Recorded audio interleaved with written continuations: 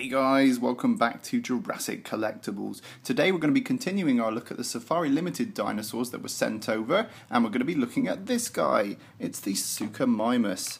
Now, Suchomimus actually means crocodile mimic and is given this name due to its crocodilian-like skull. And you can certainly see on the rest of the body here, it's very crocodile-inspired. I really love the look of this predator.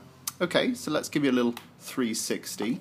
Now the Suchomimus was a Spinosaurid. He would have been bigger than the Baryonyx, but he would have been smaller than the popular Spinosaurus, measuring about 9.5 meters long. When I hear the name Suchomimus, I think of that scene in Jurassic Park 3 when Billy and Alan are discussing the creature that they've encountered, and Billy suggests that maybe it's a Suchomimus due to its long snout.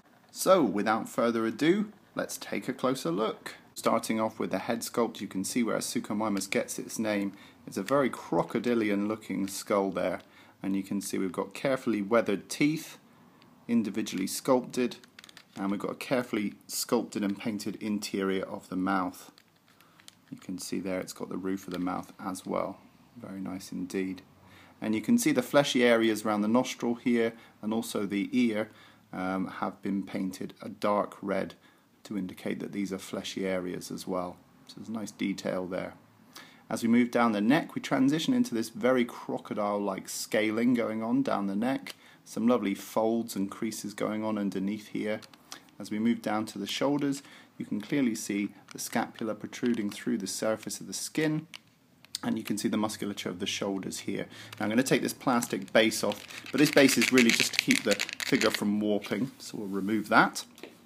And you can see here the musculature of the upper arm, and then you can see the individually sculpted finger claws, and they've been very carefully painted with a nice sort of semi-glossy black for the claws. It's always very tempting for dinosaurs to make the claws really super shiny, but that's not very realistic. In fact, they would have been more bone-like and sort of semi-glossy like this, so I appreciate the care that they've taken with those finger claws. And then as we move across the torso here, you can see again more of this crocodilian scaling going on. It's a bit more square up on the sort of sail area, although this dinosaur doesn't have a sail. You can kind of imagine it transitioning into one. And it is a Spinosaurid, so it's got some of the traits of a Spinosaur. You can see here the scales are more of a kind of square shape up here, which transitions nicely into these sort of square protrusions along the back. Very nice indeed.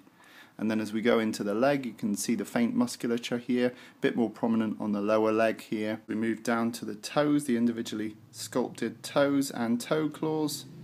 A nice use of a sort of a darker green there around the toe area.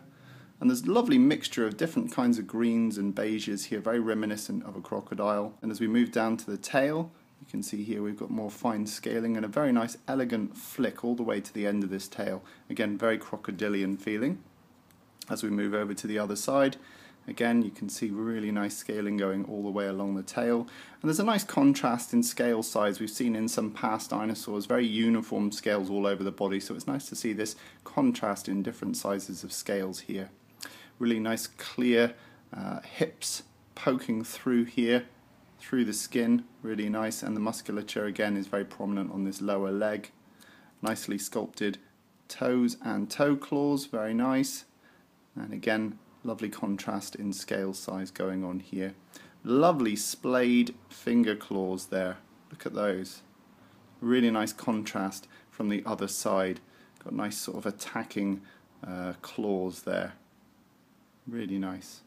And then we move back up to the head sculpt. I really like this little bit of flesh dangling down here. It's a little bit like a wattle like you'd have on a turkey.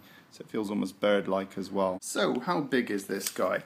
Well, you're looking at about 8.5 inches, which is about 21 centimeters. So it's quite a long dinosaur.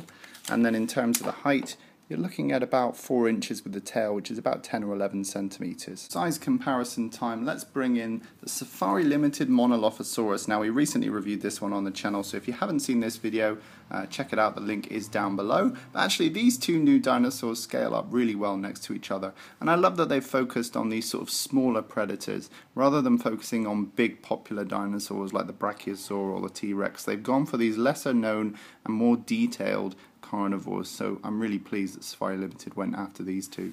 And just to bring in an old classic, here's the Safari Limited Triceratops. And you can see actually that these two scale up really well and would look really good in a diorama next to each other. I'm a big fan of this Triceratops. If you haven't seen the review for this one, link is down below. So there we have it, guys. That was today's look at the Safari Limited Suchomimus. I think it certainly lives up to its name of being a crocodile mimic. I really love the use of colours on this one, and the detailing is really good. You can tell that they've looked at a lot of natural history of crocodiles and all sorts of reptiles to bring this one to life. So I think it's a really great little figure, highly detailed. Okay guys, will you be picking this one up? Do you own any other Safari Limited figures? Let me know in the comments down below. In the meantime, rate and subscribe, and I'll see you in the next video.